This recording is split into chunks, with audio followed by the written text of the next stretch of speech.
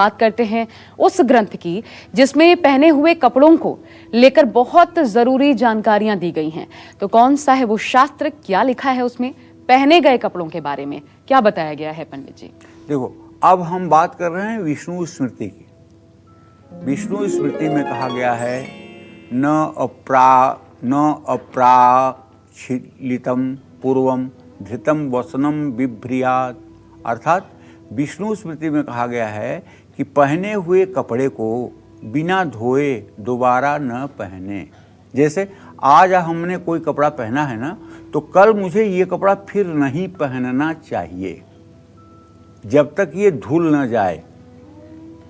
और जो लोग एक ही कपड़े को हैंगर की तरह 5 दिन टांगते हैं, तो उस कपड़े से नेगेटिविटी और उस कपड़े में मौजूद जीवाणु, विषाणु आपके संपर्क में आते हैं, जिसका परिणाम ये होता है कि आप बीमार भी हो सकते हैं।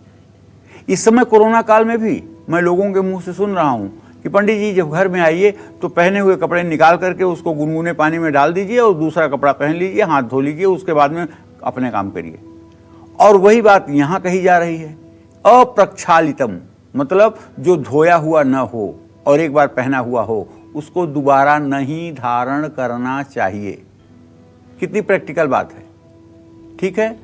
अब हमेशा धो करके ही दोबारा वस्त्र धारण करना चाहिए, ये हमारे सनातन धर्म की मान्यता है, क्योंकि इसी से शरीर निरोग रहता है।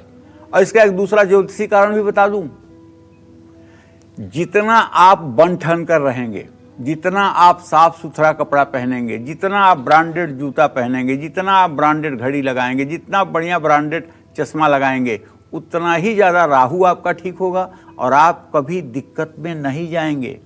करोड़ों करोड़ का कर्ज हो आपके ऊपर, लेकिन अपनी लिविंग स्टाइल को ज़रा ठीक रखिए और देखिए कि करोड़ों का कर्ज कैसे आपके पुरुषार्थ के सामने घुटने टेकता है। और करोड़पति हो आप, लेकिन यदि आपकी लाइफ स्टाइल ठीक नहीं है, यदि आपका जीवन शास्त्र नहीं ठीक है, तो इस धन की कुछ दिनों तक आप रक्षा कर लें, लेकिन ये आपके काम आने वाला नहीं है।